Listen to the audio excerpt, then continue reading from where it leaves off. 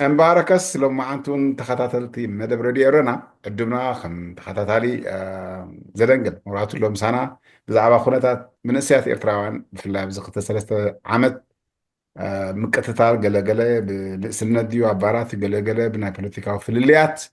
عبا بيوروبا على إسرائيل كومونا بكندا أمريكا زقاتم زولو تساقمات حج دما بزبل خا بزلنا عدي أب كالغاري زقاتمي أب زحالة زي سومن نقبر حدا حاونا تقاتل كوتا تهاريم برؤسو أب هسبتال مساعتوي ميتو كومونا بزحالة عامتون ببرت تقتلوا وحدات يكونون بزحاتهم بفلاي بارات كبارات وطيلكا ስለምንታይ እዩ እዚ መንእስያትና ኣብዚ ደድህብ ዘሎ ንዝብል ንእስቲ በለ ንእሽተይ ብዛዕባኡ ኣብ ማሕበራዊ ደተኮረ ይሓውና ኣያናን ዘደንግል ምሳና ኣለሞ መራኸባ እንኳ መጻኻ يغني لي مكيلة يغني لي سمعت هاون بحفشون راديو ارينا ابزي تقبروا زلكم كنتات حبرت سبنان محبرا كنت حبرت سبنان انتهي انا بيقوزي خيدالو يلكم تمرتاو زخونا مدبات كتدالو زلكم بطعمي مسجد مخناتها قداسو سلزخونا بطعمي زمسكن عنو ኖ ናይ ብሓቂ ስኻ እውን ግዜ ካጥፊኻ ኣብቲ ጉዳይ ብፍላይ ማሕበራዊ ደተኮርካ ስለ ዝኾንካ ኣገዳሲ እዩ ስኻ ብዝበለፀ ጥርኢልካ ስለ ትፈልጦ ናብዚ መጀመርያ ነቶም ቤተሰብ ኣብ ካልጋሪ ወዶም ድሰኣኑ ከምኡውን ከም ኤርትራውያን ፅንዓት ሃቦም ንብል ማለት እዩ ንምንታይ መንእሰይ እዩ እቲ ዘሕዝነካ ኣብ ካልጋሪ ከዓ ብኡ ክንጅምር ብተኸታታሊ ኣባራት ብፍላይ ኣብዚ ፎርስሎን ዘሎ ባራት ናይ ኤርትራውያን ብዙሓት መንእሰያትና ከሲርና ዘለና ስለምንታይ ንኸስር ኣለና ንዝብል ድሓን ብኡስ ክንጀምር ስለምንታይ እዚ መንእሰያትና እንታይ መበገስ እዩ ቅድሚ ሕጂ ነዊሕ ፀኒሕና ኢና ንስኻን እዚታት ኣይረአኒ ነይሮሞ እስኪ ንእሽተይ ብትስኻ ትሪኦ እንታይ ይመስል والكمتي زبل كايو ولدي فتوتي عروخ بفلاي بحفي شوخان حبرت سبنا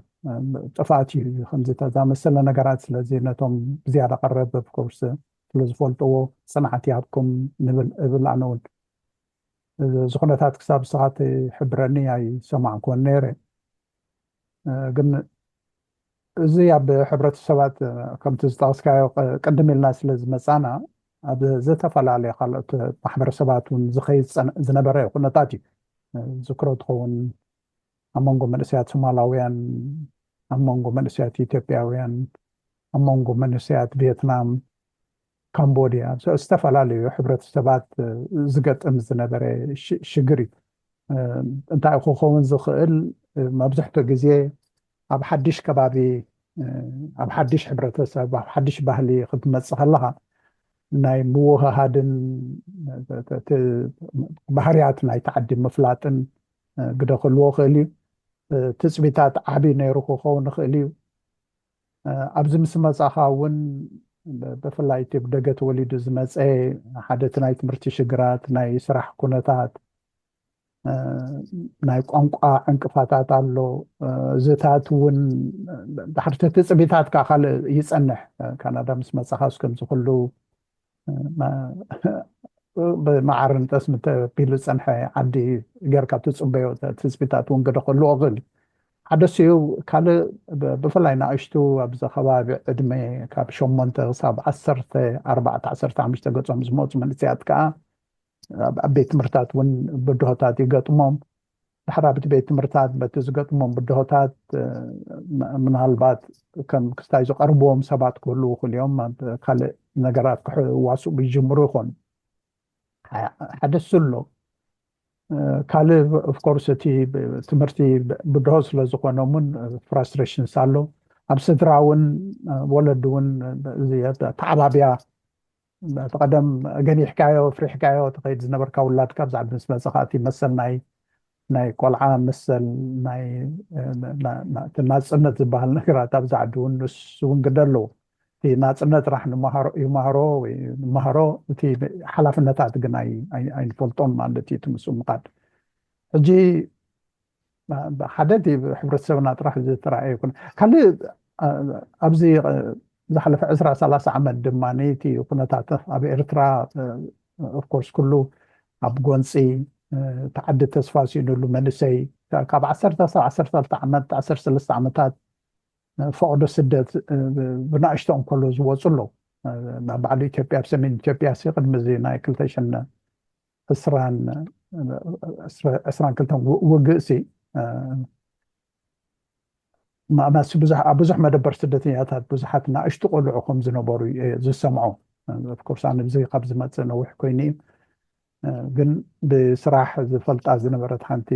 ክትሕግዝ ኢላ ትመላለስ ዝነበረት ግብረ ሰናይ ከተዕልላ ንኸላስ ናእሽቶ ቆልዑ እዮም ደቂ 10 ዓመት 12 13 ዓመት እዚኦም ናይ ወለዶም ፍቅሪ ናይ ባህሎም ፍቅሪ ማእማስ ኣፍልጦ ከይቀሰሙ ከለዉ ናብ ስደት ዝኸዱ እዮም ክሳብ ሕጂ እውን ከምኡ ይቕፅል ከም ዘሎ እዩ ዝስማዕ ኣብቲ ዓድና ኦፍኮርስ ብናእሽቶኦም ከለዉ ሻምናይ ተሻዓይ እውን ማእተዶ ድሓር ኣገልግሎት ይረክቦም ወይ ኣገልግሎት ከይረክቦም ሃዲምካም ውፅእ ኣለዉ ብዓብዪ እቲ ዓድና ዘሎ ኩነታት እውን ነቲ ክብሪ ወይ ዝነበረ ክብሪ ናይ ሂወት ናይ ሰብ እውን ከምቲ ቀደም የለን እቲ ክብርታት እናደኸመ እናጠፈአ ይፀኒዑ ድሓር ምስኡ ስደት ተወሲኽዎ ስደት ክትሓልፍ ከለካ ዝገጥመካ ብድሆታትን ገለን እውን ግደ ኣለዎ ማለት እዩ ኣብዚ ምስ መፅኻ ትፅቢታትካ ዝፀንሕ ምስ መፅኻ እውን ግደ ኣለዎ ከምዚታ ዝኣመሰለ ዝተፈላለዩ ረቋሕታት ግደ ክህልዎም ይኽእል እየ ዝብል እቲ ፅቡቅ ኣለካ ሕጂ እቲ ድኽመታት ሕጂ ኣብኡ እቲ እንታይ ክንገብር ንኽእል ዝብል ከምፅኦ ዲና እዚ ግን ኣብ ዝሓለፈ ብፍላይ ኣባራት ብርአ ዘሎ ሕጂ መስተ ሰቲኻ ድሕሪ ኣፍተር ኣወርስ ሰዓት ሕላፍ ማለት እዩ ሰዓት ሕላፍ መብዛሕትኡ ግዜ ኣብ ስኽራን ናብ ገለ እንተኣቲኻ ኣብ ካልእ ድየድለየካ መስተ ተተሓዊስዎ ዝኾነ ነገር እንታይ ድመፅእ ወስ እዩ ድሕር ሻለካ ኮንትሮል ናይ ምግባር ናይ ነብስኻ ኣሎ ስለምንታይ እዩ ሕጂ ናይ ባሓቂ ሳዕሪ እዩ ዘሎ እዚ ጉዳይ እዚ ማተይሲ ሪናይ ኣብ ኦቶዋ ሰሚዕኻ ኢኻ ደቐተላ መደብ ኢልካ ኦፍኮርስ እዚ ከም ካልኦት ሕብረተሰባት ኩሉ ግዜ ሻለካ ካብ እኽሊ ክርዳድ ኣለዎ ክበሃል ኣሎ እንድዩ ክልወካ እዩ ፀገማታት ግን ዝሓለፈ ዓመታት ግን ብፍላይ ኣብ ዘለኽዎ ዓዲ ዋላ ኣብ ቶሮንቶ ኣብ ኦቶዋ ኣደና ኣብ ዓድኹም ኣሎ ድዩ የለን ስለምንታይ እዚ ኣባራት መብዛሕትኡ ግዜ እዚታት ዝፀም ኣሎ ብዙሕ ናይ ባርዶ ትብሎ ስኻ ቅድሚ ሕጂ ባራት ስለ ዘይነበዝሐና ዲኹም ዝገይርአ ዘሎ ኣይነ ክትገልፆ ፀኒሕካ ኢኻ ቅድሚ ሕጂ ስደት ዝነበረ መንእስያት ማይዱ ሰተ ልዕሊ 20 ገለን ክኸውን ይኽእል እዩ እቲ ማቹሪቲ ሌቨል ብስለት ዘለዎ ነይሩ ክኸውን ይኽእል እዩ ካብ እንታይ ይኸውን ትብሎ እሱ ሕጂ ደጋጥም ዘሎ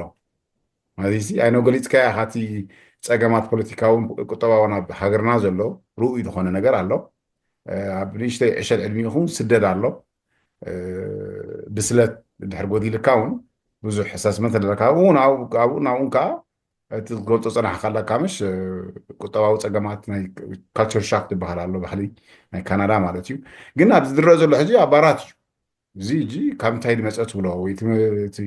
ሕብረተሰብ ድዩ ቅየር ጀሚሩ እቲ መንእስያትና ቅድሚ ሕጂ ዝነበረ ሲ ከምዚታት ነበረ እንታይ ትብሎ ኣፀቢቕካ ስለምንታይ ምዃኑ ንክትፈልጦ ቅሩብ መፅናዕቲ ዝደሊ ነገራት እዩ ካብቲ ዝዕዘቦን ካብቲ ዝሰምዖን ኣብዚ ዘለኽዎ ከባቢ ግን እንታይ እዩ ሓደ መብዛሕትኡ ወላዲ ኣቦ እናደን ሓደ ሓደ እዋን መብዛሕትኡ እቲ ስራሕቶም ኣብዚ ፅሬትን ናይ ምሸት ስራሕትን እዮም ዝኸዱ ገሊኦም ብዙሕ እቲ ዝበዝሕ ሰብ ስለዚ መንእሰያት ብፍላይ ኣብዚ ናይ ዕስራታት ገፆም ዘለዉ ይወፁ ኾኑ ካልእ ዝሪኦ ዝዕዘቦ ዘለኹ ስራሕ ከም ቀደም ኣይኮነን እቲ ኢኮኖሚ ዝሓትዩሉ ስለ ዘሎ ብፍላይ ኣብዚ መወዳእታ ካብ መፋርቕ ናይ 2024 ክሳብ ዝሕጂ እዋን እውን ገና ሪካቨር ዘይገበረ ዘሎ ናይ ኢኮኖሚ ኩነታት እውን ግደ ኣለዎ ሕጂ ኣብ ገዛ ኮፍ ክብል ይደኽመሎ ስለዚ ሰብ ናብ ባራት ናብ ኮፊ ሾፕስ ይኸይድ ኣሎ ሕጂ ውታት ምስ ከድካ ከም ዝበልካዮ ኣልኮል ግደ ኣለዎ ግን ዝሰምዖ ከዓ እንታይ እዩ ሽሻ ምእታው ኣሎ ቁማር ከም ዘሎ ዝሰምዕ ንሓንሳብ ካርታታት ክፃወቱ ዋላ ብዚ ድኳናት ብድሕሪ እቲ ድኳናት እውን ከምኡ ከም ዘሎ እየ ዝሰምዕ ቁማር ምፅዋት ኣሎ ሕጂ ምናልባት ምስ ከሰረ ሓደ ሰብ የንፀርፅር ክኸውን ይሓርቕ ይኸውን ድሓርቲ ኣዘራርባና ሎሚ ከም ቀደም ሲንያ እያይ ትብሎ ዓርክኻ ቁርብ ድሓርቲ ዝርኢ እውን ግደፍባ የኽፍኣልካ እኮ ይገለ ዝብል እውን ነይሩ ሎሚ ዳርጋ ተቆምታት ዝኣመሰለ ባህርያታት ልምድታት እውን እናጠፈን እናደኸመን ዝኸይድ ዘሎ መስል ምክንያቱ ኩልኻ ናህካ ጉጅለ ናህካ ዕሩኽ ሒዝካ እንድሕር ከይድካ ሓደ እንድሕር ኣብ ጎንፂ ኣትዩ ኣብ ምድፋዕና ጎንፅን ኢኻ ተኣቱ ሕጂ እቲ ኢኮኖሚ ክኸውን ይኽእል እዩ እቲ ስራሕ ምስኣን ዝፈጥሮ ፍራስትሬሽንስ ክህሉ ይኽእል እዩ ኣብ ሓዳር እውን ጎንፅታት ኣሎ ሓደ ሓደ እዋን ውሽጢ ስድራ ቤት ዝገጥም ጎንፅታት እውን ግደ ክህልዎ ክእል እዩ ምክንያቱ ምስ በዓል ቤቱ ወይ ምስ በዓል ቤታ ጎንፅታት እንድሕር ሃልዩ ኣብ ደገ ምስ ወፃእካ ሕጂ እቲ ዘለካ ካልእ ሕርቀናትን ጓህን ንሱ ተንፀብርቆ ትኽእል ኢኻ ወይ ይከኣል እዩ ሕጂ ቁሩብ ልክዕ እዚ እዩ ኢልካ ኣብ ሓደ ጠንቂ ክትመፅእ ግን ቁርብ መፅናዕቲ ዝደሊ ነገራት እዩ ኣብ ሕብረተሰብና ስለምንታይ ከምኡ ክኸውን ኣሎ ከነፅንዖ ክንፈልጦ እንድሕር ኮይና ግደ ፃወዶ ሕጂ ብፍላይ ኣብ ካልጋሪ ሕጂ ኣተኪረ ክዛረብ እንድሕር ኮይነ ኣብ ካልጋሪ ኣብ ሓደ ኣቨኒው ፎረስት ዝበሃል 17 ኣቨኒው ዳርጋ ልዕሊ 5 ደኹም ባራት ኣለዉ ተበልኩ ካብ ሓቂ ይርሓኩን ኢንክሉድን ናይ ኢትዮጵያውያን ተሓዊስካ ኣሎ ከማን ብዙሕ እዩ እዚ ጂስ ሓደ ብኸመይ ትሪኦ እስኻ ካብቲ ሓደ ሳዕቤናት ክኸውን ዶ ትብሎ ምንታይ ኣብ ሓደ ባራት ፍላይ መንእሰያት ማይ ምደሰተዩ እንድሕር ብዙሕ ግዜ የጥፉ ኣለዉ ኣብ ዊኬንድ ድዩ ኣላ ሎንግ ዊኬንድ ድዩ እዚ ግደ ኣለዎ ዶ ትብሎ ወለቲ ብዝሕን ምረሓሓቅን ናይቲ ባራት ከምዚ ብዚ ከተማና ዝፈልጦ ኣነ ሕግታት ኣለዎ ካብ ሓደ ባር ናብ ሓደ ባር ክንደይ ራሕቀ ክህሉ ከም ዘሎ ስለዚ ካልጋሪ እውን ከምኡ ይኸውን እዩ ዝብል ግምት እዩ ዘለኒ ስለዚ እቲ ባራት በቲ ሕጊ ናይቲ ከተማ ዝፈቅዶ እዩ ተኸፊቱ ዘሎ ኣብቲ ባራት መን ይመፅእ መን ይሕወስ ኮርስ እቲ ዝምባሌታት በብዓይነቱ እዩ ኮርስ ጠንቅታት ክኸውን ዝኽእል ወይ ንእሽቲ ቅርቢት ክውልዕ ዝኽእል ነገራት ካብቲ ከባቢና ኣይሰኣንን እዩ ማለት ንኣብነት ኣብ ኢትዮጵያ ዘለዎ ኣብነ እቲ ሕብረተሰብ ዘሎ ጎንፅታት ኣባና ከም ኤርትራውያን እውን ዘለና ፖለቲካዊ ፍልልያትን ምስኡ ከዓኒ ስልካ ኣጉል ድሑር ዝኾነ ከባቢያዊ ድዩ ዕርክነታዊ ሽርክ ምሕዝነታት እውን ኣሎ ፖለቲካ ዓብዪ እቲ ፖለቲካ ደጋፊ ተቃዋሚ ኣብቲ ውሽጢ ተቃዋሚ እውን ብዙሕ ፍልልያት ስለ ዘሎ እዩ ሕጂ ኣልኮል ምስ ተወሰኹ ኣብቲ ዘረባ ንክትኣቱ ኣብቲ ክርቢት ናይ መውላዕቲ ግዜ ክወስድን ቀረባ እዩ ዘሎ እየ ዝብሎ እቲ ብዝሒ ግን ኣይ ቲንክ እቲ ሕጊ ናይቲ ከተማ ስለ ዝቋፃፀሩ ኣይ ዶንት ቲንክ ጠንቂ ክኸውን ይኽእል ወቲ ብዙሕ ክብለካ ከለኹ እንታይ ድምስልካ ብዙሕ ባራት ኣሎ እንዲ ተፈላለዩ ናይ ፀዓዱ ተፈላለዩ ዓሌታት ናይ ሓበሻ ብፍላይ ናይ ኤርትራውያን ጥቃ ኮይኑ እቲ ብዙሕ እቲ መንእስያትና ብሓደ ጎደና ብሓደ ውዕል ኣሎ ሕጂ ክንደይ ኣሎ ኣብ ተፈላለየ ዓመላት ዘለዎ ዕድመን ገለንሲ ኣብ ሓደ ክእከብ ከል ብኹም ማለት እየ እምበር ኦፍኮርስ በቲ ናይ ሲቲ ልምት ወይ ፐርሚት እዮም ክኸዱ ዝኽእሉ ግን ሓደ ሕብረተሰብ ኣብ ሓደ ቦታ እንድሕር ኮይኑ ከምዚ ሕጂ ንሪኦ ከለና መብዛሕትኡ ለው ኢንካም ኣብ ሓደ ቦታ እንተኮይኑ ብዙሕ ነገራት ፀገማት ርኢ ዳይቨርሲፋይ እንተኮይኑ ግን ብት ዲፍረንት ኣደኖ ተተጋጊ ኣርመኒ ኣይመስለካ ወላ ከመይ እዩ ወላ ኣብ ሓደ እንድሕር ኣሊኻ ሓደ እቲ ስለምንታይ ኣብ ሓደ ጥራሕ ይኸውን ኣሎ እቲ ሕብረተሰብ ናይ ቀርኒ ኣፍሪካ እቲ እቶም ኣብኡ ዝነበሩ ካልኦት ዓሌታት ገዲፎሞ ይርሕቁ ስለ ዘለዉ እዩ ኣብዚ ከባቢ ክሪኦ ከለኹ ኣነ እዚ ማእከል እየ ዝቕመጥ መብፅሕቱ ኣብ ንመፅእ ካብዚ ማእከል ኣይረሓቕናን ሕጂ እቲኦም ፃዓዱብቲ ከባቢ ዝነበሩ በብቁሩብ እቲ ፀሊም ክመፅእ ምስ ጀመረ ማለት እዩ ቀደም ክረሕጉ ጀሚሮም ማለት እዩ ገዛውቶም እናሸጡ ድዮም ገለ ምክንያቱ ሕጂ ኣብቲ ፀሊም ዘለዎ ስደተኛ ዘለዎ ከባቢ ሕጂ ፃዕዱ ክነብሩ ወይ ማስ ክረሕቁ መሪጮም ማለት እዩ እቲ ቢዝነሳት እውን ከምኡ እናኮነ ይኸይዱ እቲ ካብቲ ከባቢ ናይ ቀርኒ ኣፍሪቃ ዝመፁ ዘሎ ስደተኛ እውን መብዝሕትኡ እቲ ሓዲሽ ከባቢታት ኣብቲ ከባቢታት ስለ ዝነብር ንዕኡ ማሲ ንኸገልግል ኢሉ እዩ ከይተር ንክገብር ኢሉ እዩ እቲ ከባቢ ዘበብ ማለት እዩ ምክንያቱ እሱ ዓሚሉ እቶም ዝረሓቁ መፅዎ ኣይኮኑን ርሒቆም እዮም ይርሕቁ ኣለዉ ስለዚ ስውታት ክኸውን ይኽእል እዩ እቲ ነገር I think ኣብቲ ሽግራት ኣብቲ ጎንፅን ኣብ ገለን ምእታው ግን እንታይ እዩ መስተሰቲኻ ማሲ ያዕያዕ ምባል ኣባና ጥራሕ ዝጀመረ ኣባና ዝጀመረ ነገር ኣይኮነን ኣብ ብዙሕ ዘሎ እዩ ግን ከመይ ጌርካ ንዕኡ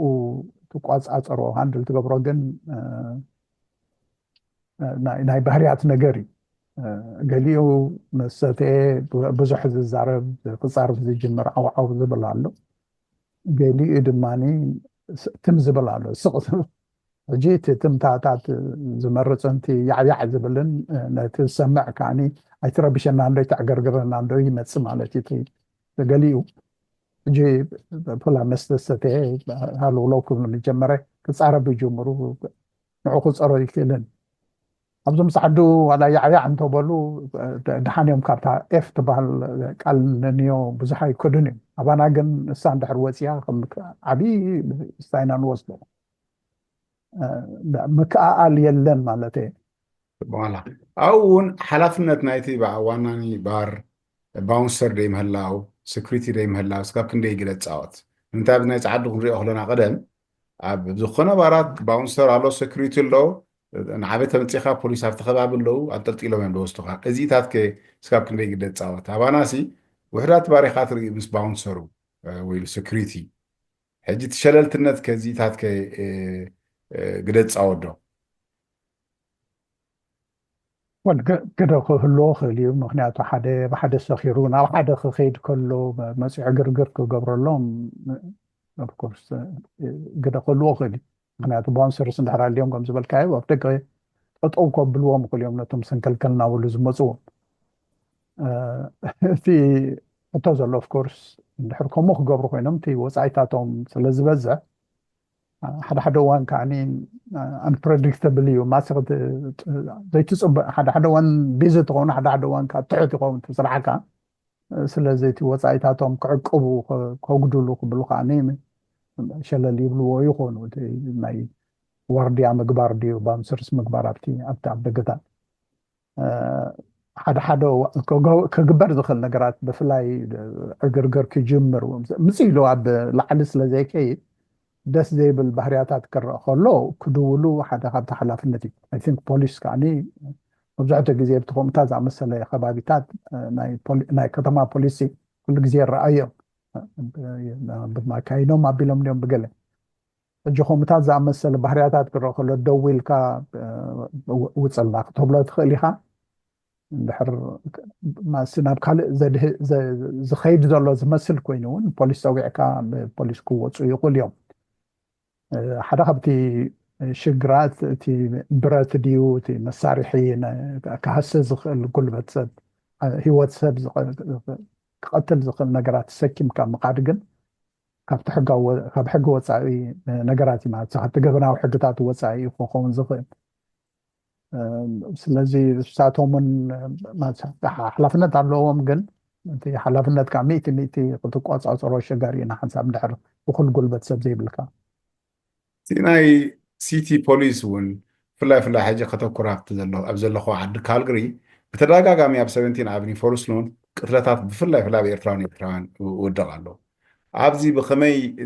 ንሕና ግደ ንፃወት እቲ ሕብረተሰብና ብፍላይ ኤርትራዊ ዘበለ እንታይ ክገብር ክእል ኢልካ ትሓስብ I think ከም ዓንዳወት ዕሸልካ ነይረን ኣብ መንጎ እዞም ካልኦት ብሄራት እውን ገጥም ከም ዝነበረ ትስዓታት 2 ክሳብ 2000 ዓመተ ምህረታት ገፁ እቲ ሓደ ዝገበርዎ ሓደ ሕብረተሰብ እቲ ዘቀራርቦ ነገራት ኣብ ግምት ብምእታው ዓቢሩ ሓደ ነገር ክንገብር ኣለና ኢሉ ክዘራርብ ጀሚሩ ማለት እዩ ድሓር ምስ ፖሊስ እውን ከመይ ጌርና ንሰርሕ ኢሉ ምስ ፖሊስ እውን ክላዘብ ክማኸር ጀሚሩ ማለት እዩ ሕብረተሰብ ስለዚ ሓደ ካብቲ ክግበር ዝኽእል ንኣብነት ኣብ ካልጋሪ እቲ ማሕበረሰብ ናይ ኤርትራውያን ድዩ ቤተክርስትያናት መስጊዳት ናይ ሃይማኖት እምነታት ኩሉ ናይ ደቂ ኣንስትዮ ማሕበር ተልድዩ ፖለቲካዊ ፍልልያትና ኣና ብወሰን ጌርና እዚ እቲ ብዙሕ ዘራኸበና ነገራት ብዙሕ ነገራት ኣሉ ሕጂ ንዕኡ ከመይ ጌርና ንጉድሆ ኢልና ናይ ምዝታይ ናይ ምዝርራብ ሓሳብ ናይ ምምንጫው ፖሊስካ ከመይ ገይሮም ክተሓባበሩና ክእሉ ኢልካ ክትዘራረበሉ ትኽእል ኢካ ትምህርቲ ዝደሊ እዩ ኦፍኮርስ ማስቶም መንስያት ኣብዚ ሕማቕ ዝወድቁ ዘለዉ እውን እኮ ዓቕሚ ትምህርቲ ዝደሊ ነገራት እዩ ነገር ዓርቃንካን ስምዒትካን ትቆፃፀር ዝሓትት ነገራት ስለ ዝኾነ ኣብኡ ከመይ ጌርና ንድግፎም ኣገዳሲ እዩ ከም ሕብረተሰብ ንሕና ምናልባት እቲ ዓቕምታት የልብልናን ክንከውን ንኽእል ኢና ግን ብዙሕ ሪዞርስስ ኣሎ ፖሊስ ክህልዎ ምኽእል እዩ ፖሊስ ካልእ ማንሲ ፀጋታት ናይቲ ከባቢ ናይቲ ከተማ ኣምፂኦም ክድግፍዎ ክእሉ እዮም ነቲ ሕብረተሰብ እዚ ነገር እዚ ግን ንሕና ኢና ከም ሕብረተሰብ ክንጅምሮ ዘለና ኣብዛ ዓዲ ደቅና ንሕና ንኩላህና እኮ ሰላም ኣይሂበናን ዋላ እኳ ብቐጥታ ስታይ ንኹን እምበር ንሕና ከም ሕብረተሰብ እንተዳ ነንሕድሕድና ዘሎ ክፉእ ማሲ ነገራት ክንኣልኽ ደሊና እቲ ዝበዝሕ ዘቀራርበና ስለ ዘሎ ብሃይማኖትን ብፖለቲካዊ ፍልልያትን ዘይኮነሲ ከም ማሕበረሰብ ከም ሕብረተሰብ ሓቢርና እንታይ ንስራሕ እንታይ ንግበር ኣብ ዝብል ከነድህብ ኣገዳሲ እዩ ድሕሪኡ ካልእ ዘድሊ ሪዞርስስ ናይ ፖሊስ ድዩ ናይ ካልኦት ፀጋታት ሞያታት እውን ኣለዉ ዝዓዲ ሰብ ሞያ ንዖም ኣምፂኻ ነቲ ሽግር ኣድረስ ክንገብሮ ንኽእል ኢና ኣብዚ ኤድመንተን ከምቲ ዝድለ ኩሉ ግዜ ኣይብልን እምበር ምስ ናይ ስድራ ጎንፅታት ዝተተሓሓዘ ሓደ ናይ ማሕበረሰብ ናይ ቤተክርስትያናትን ናይ ግብረሰናይ ማሕበራት እትን ኣኼባታት ኣለና መብዛሕትኡ ግዜ ሓደ ወርሒ 2 ወርሒ ኢና ንራኸብ ግን ምስ ዝተፈላለዩ ትካላት ወይ ትካላት ንኣብነት ናይ ፖሊስ ትካል ድዩ ካልኦት ምስ ሕብረተሰብና ዝሰርሓ ትካላትን እናተራኸብካ ንኣብነት ቻይልድ ዌልፌር ሕጂ ብዙሕ ግዜ ጎንፂ ኣሎ ስድራ ቤታት ኣብ ፖሊስ ይኸዱ ፖሊስ እንታይ ይገብሩ ሎዌርስ ኣለዉ ከይትረኽቡ ንኣብነት ኣብ ዝሓለፈ ቀዳምሲ ሓደ ሎዌር ምስ ኤርትራውያን ብፍላይ ብዙሓት ኤርትራውያን ከም ዝመፁ ኤርትራውያን ጥራሕ ዘይኮኑስ ብዙሕ ናይ ኣፍሪቃ ስድራ ቤት ሰባት ብፍላይ ሰብኡትን ኣንስቶምን ከምዚ ድግፍ ከም ዝሰርሕ እዩ ዝሕብረና ማለት እዩ ሕጂ እቲ ጎንፅታትና እቲ ንእሽተ ጉድለት ክርከብ ከሎ ኣብ ልዕሊኡ ጉድለታት ኣብ ልዕሊኡ ጎንፂ ገለመታት እናወሰኽናሉ እውን ንኸይድ ኢና ሓደ እዋን እንጂ ኣብ ሽግር እውን ንወድቕ ኣለና ኣብ ስድራና ምስ በዓልቲ ቤትና ድዩ ምስ ደቅና ኣብ ነንሕድሕድና ምስ ኤርትራውያን ካልኦትን ጎረባብትና ሕጂ እቲ ምክኣል እናጠፍአ እናደኸመ ከይድ ኣሎ ኮሚኒቲ ቅድሚ ኮሚኒቲ እቲ ባራት እንታይ ግደ ክፃወት ክእል ምንታይ ዝተፈላለዩ ተወሰነ ባር ኣሎ 2 ግዜ 3 ግዜ ኣክር ደገብረ ኣፍ ደገ ውሽጢ ገሊብ ውሽጢ እንታይ ተገበሩ ኢልካ ትሓስብ ከም ርእቶ እስኻ ንምንታይ ሲ ኣፍ ደገ ባሮም ከምዚ ክካየድ ከሎ ብብዝሒ እንታይ ተገበሩ ኢልካ ትሓይሽ ከም መኽሪ ትወስኻተሉ እዩ ወላ ብስዕቲ ኢላ ኣነ ክዛወር ከለኹ ከምዝሪኦ ምልክታት ይገብሩ እዮም ከምዘይፃወርቦ ዝኾነ ይኹን ዓመፅ ጎንፂ ከም ዘይፃወርዎ ምልክት ይገብሩ እዮም ኣብ ማዕፆ ድዩ ኣብ ውሽጢ እቲ መንደቃቶም እኩል ከምዚ ይስሙ ዝኣመሰለ እኩል ለሱ ወል ከም ሓደስ እዩ ክገብርዎ ዝኽእሉ እቲ ካልእ ክገብርዎ ዝኽእሉ ካብ ብሰላም ኣቲኻ ድሓር ክልተ ሰለስተ ቢራ ምስ ሰተኻ ድምፂ ከተልዕል እንድሕር ጀሚርካ እትሪኦም ምልክታት እውን ርኢኻ ሲ ፖሊስ ኣብ እዋኑ ክፅውዑ ይኽእሉ ንሳቶም ከም ሰብ ትካል ከም ሰብ ቢዝነሶም እዮም ክገብሩ እቲ ባህርያት ሕጂ ናይቲ ዝኣቱ ዓሚል እዩ ክኸውን እቲ som ክገብርዎ ዝኽእሉ ግን ምልክት ምግባር እንድሕር ድምፅታቶም ክቅየር ጀሚሩ ካብ ስሩዕ ባህርያት ክወፅእ ጀሚሩ ሽዑ ፖሊስ ደው ኢሎም ከዓ ረድኤት ክሓቱ ይኽእሉ እዮም ሓደ ስሎ እቲ ካልእ እቲ ዝፀቕጠና ከይንበሃል ከምዚ ጌርካ ከይበሃል ዝፈርሕ ዝስከፍ እውን ኣሎ ሕጂ እቲ ሕሊፍካ መሃብ ከይመስል ዓማዊሎም እውን ከይትንክፉ ስከፉ ኮኑ ግን ተዓማዊሎም በቲ ዝፍጠር ጎንፅን ዓመፅን ባእስን እውን ክትንከፍ ከም ዝኽእል ኣብ ግምት እትዮም ሲ እቲ ዝድለይ ምልክታት ምግባርን እንድሕር ካብኡ ዘይሰሚዖም እሞ በቲ ዝኸይድ ዘሎ ኩነታት ካ ዝስከፉ ኮይኖም ፖሊስ ክድውሉ መሰሎም እዩ ማሕበረኩም ክግደ ፃወት ዶ ኣብቲ ሓብቲ ሕጂ ዝሪኦ ስኻ ኣብ ወንበር ናይ ኤድመንተን ኢኻ ዘለካ ኦፍኮርስ ብኢኮኖሚክ ዲቨሎፕመንት ከማን ትምህርትኻ ኣብ ሳህ ኣለኻ ሶሻል ሰርቪስ ኣለኻ ግደ ኣለዎ ዶ ኮሚኒቲ ማሕበረኩም ኣብዚ ጋሻ መፅዩ ትምህርታዊ ዝኾነ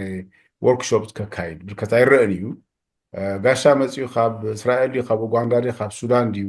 እቲ ሕጋውነት ናይዛ ዓዲ እንታይ ይመስል ቅትረታትን ኣለካምሽ እንታይ ግደ ፃወት ሕቶ ይስስዕ እንታይ ታር ኣለዎ ማሕበረኩም ከምዚ I think ኣብዚ ሕብረት ኩማት ምስረቱ ከለዉ ኣትሊስት በዚ ናይ ኤድመንተን ዝፈልጦ ምክንያቱ ካብቲ መጀመርያ ናይ ኤድመንተን ማሕበረሰብ እውን ስለ ዝነበርኩ እቲ ቀንዲ ዓላምኡ ኣብ ሕብረተሰብና ክገጥሙ ዝኽእሉ ኣሉታውያን ዝኾኑ ነገራት ንምክልኻልን ንምቅላስን ሕብረተሰብና እውን ኣብዚ መፅኡ ከይጋየሽ ዝገጥምዎ ብድሆታት እውን ሓቢሩ ክገጥም ክኽእል ዘለዎ ዓቕምንቲ ዘለዎ ፀጋታትን ሓቢሩ ክጥቀመሉ እሞ ዝሓሸ ሕብረተሰብ ክምስረተ እቲ ዕላማ ወይ እቲ ህርፋን ማለት እዩ ከም ቀዳምነት ንወስዶ ሕጂ ኣብዚ ከነስተብህሉ ኣሎ ቅፅል እንዲሓስብ ነይረ ማይክል እቲ ማሕበረሰብ ግን በይኒ ሂወት ዘለዎ ነገር ኣይኮነን ማይክል ማሕበረሰብ ሲ ናይ እኩብ ድሙር ናይ ነፍሲ ወከፍና እዩ ናይ ነፍሲ ወከፍና እኩብ ድሙር ነፍሲ ወከፍና ከዓኒ እነበርክተሉ እንገብረሉ ነገራት እዩ ዘንፀብርቕ ማለት እዩ እጂ ማሕበረሰብ በይኑ ኩሉ ግዜ ሰማዕ ኣብዚ ሕብረተሰብና እዚ ኮሚኒቲ እዚ ማሕበረሰብ እዚ ገለ ይቅብል ሰሞ እቲ ማሕበረሰብ ግን እኩብ ድሙር ናይ ነፍሲ ወከፍና እዩ ንሕና እንድሕር ነፊዕና ንሕና እንድሕር ኣበርኪትናሉ ኣበርኪትና ክብል ከለኹ ሕጂ ገንዘብ ማለት እዩ ጥራሕ ኣይኮንኩን ዓቕሚ ድዩ ክንገብሮ ንኽእል ነጥባት ድዩ ንሱ ተተሓሓዘ እዩ ኣብዚ ሕብረተሰብና እንድሕር ኣብዚ ማሕበረሰባት ከም ኣብነት ኣብዚ ኤድመንተን ሲ መብዛሕትኡ ግዜ ኣብ ውሕዳት እዩ ዝወድቕ ሕጂ እቶም ውሕዳት ደቕሙ እቲ ዝበዝሕ ግድ ክነቅፍ ጥራሕ ኢኻ ትሰምዖ ርድካ ኣነ ግን እንታይ ባህላዊ ምስልካ ዘደንግል ፕራዮሪታይዝ ምግባር ቀዳምነት ሕጂ ቆለውዕና እንድሕር ኣብ ድራገን ኣብ ካልእ ዳኣቱ ኣለዉ ወይ ካብ ትምህርቲ ኩራት ብዙሕ ኣለዉ ወይ ድማ ቫይለንስ ኣብ ጎነፅ ርኡ ኣለዉ ከም ዝገለጽካዮ ኦፍኮርስ ዝምረፅ 7-9 እዩ ግን ኣብቲ ቀዳምነት ኣብቲ መስርዕ እንድሕር ሂብዎ ከም ኣገልጋሊ ኣብቲ እዋን እቲ ተመሪፁ ዝሰርሕ ዘሎ እዚ ፀገማት ንሪኦ ኣሎ ኣብ ሕብረተሰብና ዋላ ሓደ ሰብ እንድሕር ሴቭ ጌርካ በቲ ትገብሮ ወርክሾፕ ድዩ ተፈላለየ ንጥፈታት ሓደ ዓወት እዩ እዚ ጌርና ኣለና ቅድሚ ሕጂ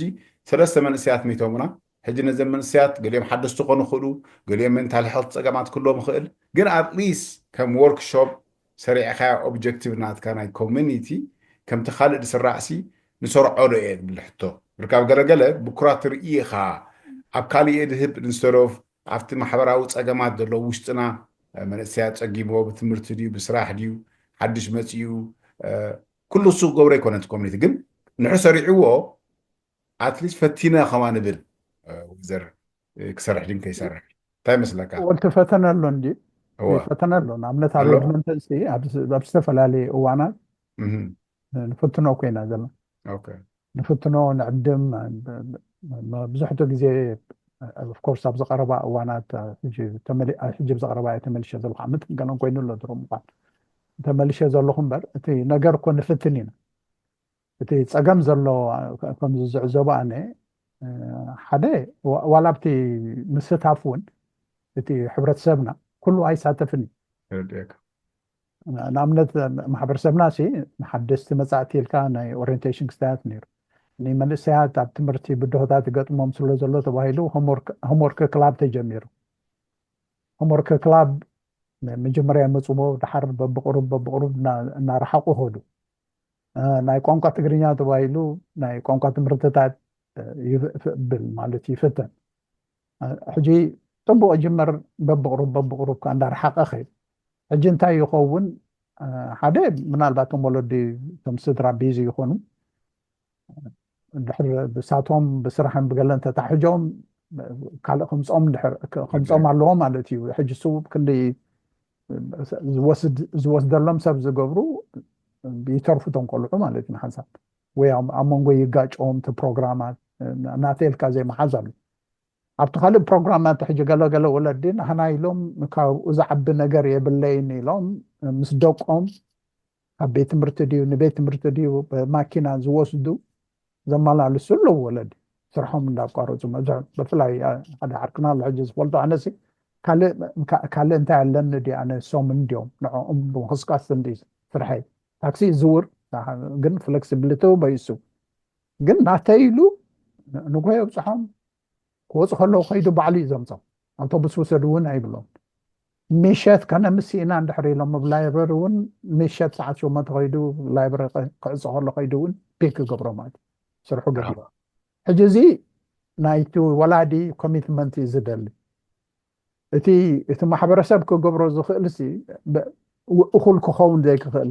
تردي كانوا أنا سيتي الله دي بفلا نزح حدش كابت حدا نزح حدش مسايا خلك هذا لين بس تقولي تعبي إن فاكت كابز صعبة تريو أنا نايلهم حسيت عمش تعمت بزح دروب أوت أبز تقولي تعبي أب تجمعت بزحات نيرونا ولا بكل جاربون حجي جنب بعان صاروا بزحات graduation دحق سكانجر كجورو نري أب university أب high school حجي زلوا تجمع كابتي حرتش زمنا إرتراويان حدثت مساعتي እዩ መብዛሕት ግዜ ደጋጥም ዘሎ which is መብዛሕቶም ልዕሊ 18 between 30 20 ዘሎ ክኸውን ኣሎ እምበርቲ ኣብዚ ተወሊዱ ዓበየ ኢንፋክት ብዙሕ ብፍላይ ዘለኹ ዓዲ ክሪኦ ከሎ ብዙሓት ግራጁዌት ገብሩ ዩኒቨርሲቲን ብጣዕሚ ይሕብዱኻ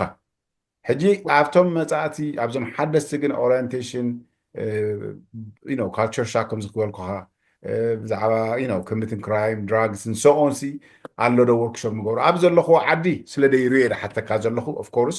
ኣብ ዘለኻ ዓዲ ግን ያ ማይ ከም ስራሕ መደብ ኣለና ተልካ ብዓቕሙ ሰብ ዝገብር እንተተገይሩ እሱ እውን ሳያታሕተይ ነይራ እሞ ንሱ እቲ ምፍታን ኣሎ ኦኬ መርሓባ ምፍታን ኣሎ ምዝራብ ከምዚ ንግበር ምባል ኣሎ ኩሉ ግዜ ተዛርበሉ እያ ነና ይቕበል ነና ይሕዝ ግን هو تمفتاني وزرنجل قال انتي تلاوو له من سياتنا في الله حجي كم دراخه بزحلف عامت ببوليتيكا فليليات مقتلتات بامن بقلتي وغن كوتا كما يوم السخنوي او ان صنحها ونفت محبراو نطفكا سوشال سيرفيس اللها كوميونتي ديفلوبمنت اللها بومبرون اللها انتي تمخروم من سيات او كم زيتات ركوب سوات من سيات حواتنا ኣነ ክብሎ ዝደሊ እንታይ እዩ እቲ ሕብረት መጀመርያ እቲ ደላይ ፍትሕን ደላይ ለውጥን ኢሉ ካብቲ ዝገጥሞም ሽግራት ሃዲሞም እዮም መፅኦም እጂ እቲ ከነስተብህለሉ ዘለና ወይ ከስተብህልሉ ዘለዎ ንሕና ብምንታይ ዳልና ካብቲ ገዲፍናዮ ዝመፃና ካብቲ ፍትሒ ክንገብሮ ከነምፅኣሉ ኣለና ንሕብረተሰብና እንብሎ ነገራሲ እንታይ ንገብር ስለ ዘለና ኢና ዝብል ሕቶታት ኣብ ነብስና ክንሓትት ኣለና እየ ዝብል እቲ ሕርቃናትን ገለን ኮርስ ብዙሕ ታሪክ ሂስቶሪካል ክስታያት ኣለዎ ብዙሕቶም ብዙሕ ግፍዕ ሓሊፎም እዮም መፅኦም ካብ ሓደ ዓዲ ናብ ሓደ ዓዲ ክንደይ ከርተት ኢሎም እዮም መፅኦም ኣብዚ ዓዲ ክመፁ ከለዉ እውን ገሊኦም ገንዘብ ከፍ ኢሎም ዝመፁ እዚ ምስ መፁ እውን ከምቲ ተፀበይዎ ይፀንሖምን ሓዳሮም ጎፅ ክርከብ ይኽእል ኣብ ሂወቶም ከምቲ ዝተፀበኸ ዘይምትዕራ ይህሉ ኣብ ነንሕድሕድና እውን ዝረአ ወይ ዝሰምዖ ነገራት ብገንዘብ ክስታይ ዝኸውን ዝተታለለ ሕብረተሰብ ኣለና እቲ ከም ሕብረተሰብ ቀዳምነት ክንህቦ ዘለና ናይ ሕብረተሰብና ዕብየት ድዩስ ንሕና ናይ ውልቀ ሰባት ዕድመ ዕብየት ገንዘብ ጥራሕ ምግባር እጂ ብዙሓት ሓደ መንእሰይ ይዕልለኒ ሓደ ግዜ ተርጉመለይ ኢልኒ ከይደሲ ኣብዚ ባንኪ ንሓና ከፊዮምና ዘሎ ስሕዋትና እዮም ገለ ይብለኒ ምክንያቱ ገንዘብ ከፊለ እየ መፅእ ይብለኒ እጂ ጨቐቕ ኢሉ ኣብ ዝተፈላለየ እዋን ኣብ ካብ እስራኤል ከምኡ ከፍ ኢሉ መፅኡ ብዛዕዲ ምስ መፀ ከዓኒ እንድሕር ዘይተደጊፉ ኣብ ካልእ ምስኡ ዝመፁ ምክንያቱ ምሳይ ዝመፁ ይብለኒ እቲ መንእሰይ ምሳይ ዝመፁ ክንደይ ናይ ኣእምሮ ምንዋፅ ዝገጠሞም ኣለዉ ይብለኒ ነይሩ ሰማዮን ኣነ እውን ሕጂ እዚ ከምዚታት ዝኣመሰለ ነገራት ኣብ ነንሕድሕድና ዝፍጠር ነገራት እዩ ሕጂ ንሕናሲ በቲ ሕጂ ናይ ንኸይድ ነገራት እኮ የለ ኩላህና ገዲፍና ክንከይድ ኢና ሓስ ንኸይድ ከዓ ኣይንፈልጣን ኢና ሕጂ ኣብ ክንዲ ሕብረተሰብና ዝዓብየሉ ኣብ ክንዲ ሕብረተሰብና ተዋሃሂዱ ብሰላም ዝነብረሉ ዝዓብየሉ መንገዲ ምንዳይ ንዓይ ጥራሕ እትጣዕምን እምበር ናይ ካልእ ባዕልካ ትፈልጥ ዓይነት ባህርያታት ሳዕረ እናሰሰነ ስለ ዝኸደ እዚ ይሃስየና ኣሎ ኣብ ጎንፅታት የብፅሐና ኣሎ ሕርቃን የብፅሐና ኣሎ ዘይምትእምማን የብፅሐና ኣሎ ዘይምክብባር ይሰፍን ኣሎ እንፋክት በዛ ኣጋጣሚ ደምፂኻያ ዘለካ እቲ ናይ ምክሪ እንዲ ሓይተካ ነርተ ናይ መወዳእታ ካብተን ከፍካያ ብዙሓት መንእሰያትና ኣብ ምንጋር ዘለዉ ኣለዉ ስፖንሰርሽፕ ሸይጦም ብገሊቡ ኮሚኒቲ ገሊቡ ውልቀ ብዙሓት ኣሕዋት 20,000 ከፍ ኢሎም ኣብዚ ከዓ ስራሕ ደይብሎም ብዙሕ ዝረአ ኣሎ ኣብ ሕብረተሰብና ብፍላይ ብዙሕ ሰባት እውን ኣዛርብ ሞ እቲ ፍርሒ ዘሎ መፅኦም ክዛረቡ ወይ ንምልከቶ ኣካል ኣብ ናይ ካናዳ ኢሚግሬሽን ድዩ ኣምፅአ ነይረ ቅድሚ ሕጂ እውን ዋላ ዓበይቲ ትካላት ስኻ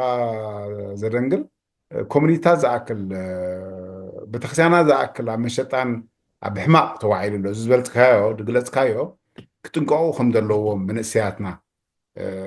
ክራይም ከም ምዃኑ ስፖንሰር ክሽየጥ ትካላት ተኪሎም ከዓ ክንዲ ነቲ ዝምልከቶም ኦብጀክቲቭ ወይ ድማ ዓላማ ማሕበረሰብ ኢልካ ወይ ቸርች ኢልካ ኣብ ምሻጥ ስፖንሰርሽፕን ናይ ሰብ ገንዘብ ፅዒሩ ደምፆ ካብ እስራኤል ድዩ ካብ ኡጋንዳ ድዩ ዝመፅኡ ከዓ ኣብ ጥራሕ ኣገልገሉ ብዙሕ ይድረአ ዘሎ እስኻ ከም ስለተንከፍካያ ኢለያ እሞ ነዞም ከምዚኦም ከንታይ ትላበዎም ኣብ ኮሚታት እንታይ ዚኣሲ ናይ ብሓቂ ኣገዳሲ ቶፒክ እያ ብኸመይ ናስሒትና ዘለና ኣብ ፈትና ዋላ ውልቀ ኣለዉ ደቂ ሰባት ገንዘብ ስድራ ሙሉ ኣምፅኦም ዝደፍንዎም ኣለዉ እዚ ሕጂ ግን ዝረአ ዘሎ ዋላ ትካላት ኮሚኒቲ ትካላት ቤተክርስትያናት ፀጋሕ እንታይ ፀገም ከሎ ፕሩቭ ናይ ምግባር ጭብጥታት ሒዝካ ኣብ ሕጊ ናይ ምምፃእ ጥራሕ ገሪፉ ዘሎ ግን ነዚ ከዓ እንታይ ክትብሎም ትኽእል ነዞም ኤርትራን ኣሕዋትና ገና ኣብ እስራኤል ድዮም ኣብ ኡጋንዳ ዘለዉ እንታይ ክትላቦም ትኽእሊ ኣብ ክላቦም መጀመርያ በቲ ሕጊ ምኻድ እዩ ምክንያቱ ንኩሉካ ኣይጥዕምን እዩ ነቲ ዝህብ ዘሎ ዲኹን ዋላ ነቲ ዝቕበል ዘሎ ስለዚ እቲ ናይ ስፖንሰርሽፕ መደባት ኣብዚ ዓዲ ነፃ እዩ እቶም ነምፅእ ከዓኒ ምስ መፁ ብዛ ዓዲ ንዓመት ክንሕግዞም ክንድግፎም ኢልና ኢና ነምፅእ ዘለና ዓቕሚ እንተዘየሊ ዘይምእታዊ እዩ ክንገብር እንተዘይክኢልና ድሕሪ ዓቕሚ ልና ክንገብር ንኽእል ኢና ወይ ተባሂሉ ኣቲናዮ ግን ጨቓቒልና ዲግለ ክንከሎ እዩ ዘለና ሕጂ እዚ ነገር እዚ እቶም ኣብንዮ ዘለኹም መጀመርያ ኣብቲ ከምኡታት ዝኣመሰለ መሰናኽላት ዘይምእታው ምጥንቃቕ እዩ ዘይምሃብ ብዓብኡ እቶም ካብዚ ኮይና ነብሎም ዘለና እውን ሎም መዓልቲ ኢንፋክት ብዛዕባኡ ኣብ ናይ ሳህ ሓደ ሰሚናር ነይሩ ብዛዕባ ፍሮድ ሕጂ እቲ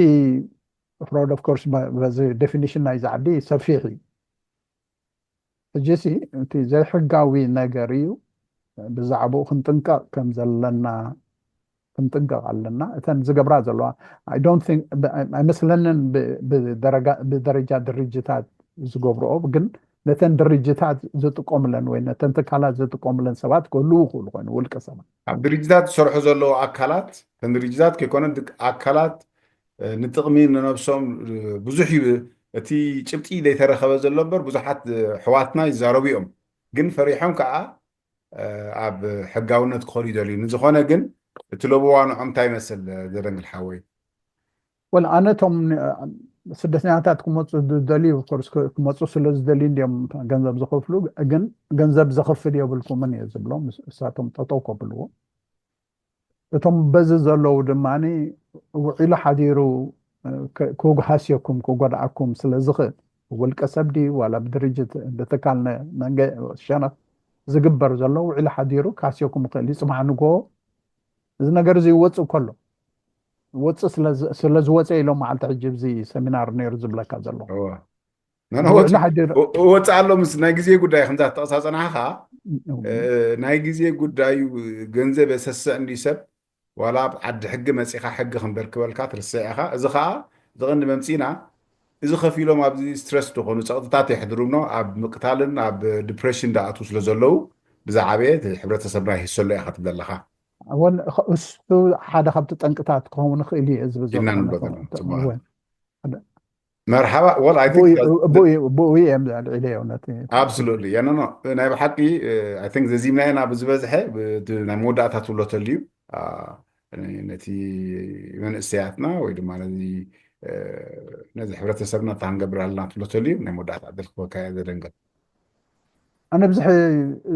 ክብሎ ዝደሊ ደጋጊመ እውን ዝብሎ ካብ ዝፈላለየና ዘቀራርበና ይበዝሕ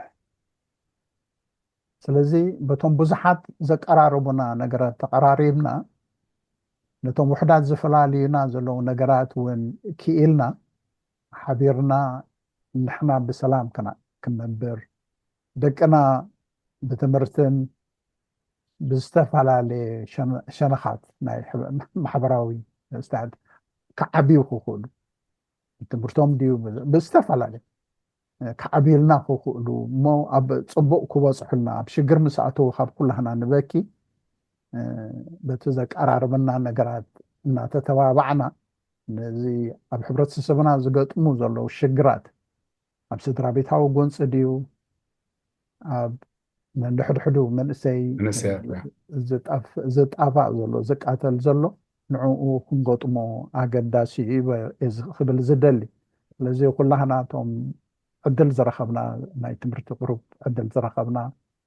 ሓቢርና ክንሰርሕ ክንክእል ብሪጋርድለስ ኤድመንተን ኣነ ጥራሕ ኣብታ ኤድመንተን ክፍለ የብለይን ግን ሓቢርና ነዚ ከም ዓብይ ማሕበራዊ ሕማም ክንኣልዮ ዘለና ነገራት እዩ ኣጋጣሚ ብዚ ዝሓለፈ እዋን ዝጠቐሱ ኩልካ ሕጂ ሎውየር መፅኡ ኣብታ ጉጅለ ናይ ማሕበረሰብን ናይ ቤተክርስትያናትን ዝበልኩዋ ኣብኡ ካልኦት ካብቲ ቤተክርስትያናት ዝመፁ ማሕበራት ነረንሲ ሕጂ ብዙሕ ሽግራት እዩ ናይ ኣእምሮ ነውፅእ ድዩ ናይ ስራሕ ምስኣን ዝመፈጥሮ ሽግራት ድዩ ጎንፅታት ኣብ ውሽጢ እዚ ነገራት እዚ ካብ ከበሳ ምፃእ ካብ መታሕት ካብ ትግርኛ ተዛረባይ ምፃእ ካብ ሳሆ ተዛረባይ ወይ ካብ ክርስቲያን ምፃእ ካብ እስላም እዞም ሽግራት እዚኣቶም ኩሎም ሓደ እዮም ዝተፈላለየና ካልእ ናእሽቱ ነገራት ግን ኣብ ናይ ኣእምሮ ጎንፅታት ድዩ ነውፅታት ድዩ ኣብ ናይ ስድራ ቤታት ጎንፅታት ዝፍጠሩ ነገራት ሓቢርና ክንሰርሓሎም ንኽእል እንድሕር ሓቢርና ክንሰርሕ ጀሚርና ከዓ እዩ نوات ولاتي نخل. كان منجستي رخبون نخل حجزنا زخل ريسورسز كنقبر نخل أفادو كوخ معتك إلى تاتالونا حجزنا زخولو أبت خبابينا ون حجزنا زخولو سبات اللو خمز تقص كاي حجسية أبزز تولي دم زعبيو دكتورات اللو لويرس اللو سايكولوجيست اللونا قالوا ساعتهم جن of course ጊዜኦም ክህቡና እንዳሩ ኮይኑ ብቮለንቲር ጥራሕ ክንፅበዮም የብልና ምክንያቱ ሂወት ናብራ ስለ ዘሎ ከረድየካ ሕጂ ብዙሕ መንግስታዊ ደገፋት እውን ስለ ዘሎ ሓቢርና ክንሰርሕ እንድሕር ሪኦምና እዮም ክህቡና ዝኽእሉ ሓቢርና ከዓ ክንሰርሕ ኣገዳሲ እዩ ዝፅበየና ዘሎ ብዶ እዩ ክብል ዝደሊ ብጣዕሚ ዘመስግነካ ናይ ባሓቂ ዘደንግል ሽግር የለን ኣብ ካልእ እዋን ስጋብ ንራኸብ ብጣዕሚ መፂኻ ነቲ ናትካ ርእቶ ፍትሓልካ ተሓስቦ ከም ሕብረተሰብ መፂኻ ብትታካ ከመስግነካ ፈቱ ይቐኒየለይ ኖ ገንዘብካ ማይክል ኣነ እቲ ንዓይ እውን ቁሩብ ከካፍሎ ዝኽእል ኣለካ ኢልካ ዝዓደምካኒ ዘመስግን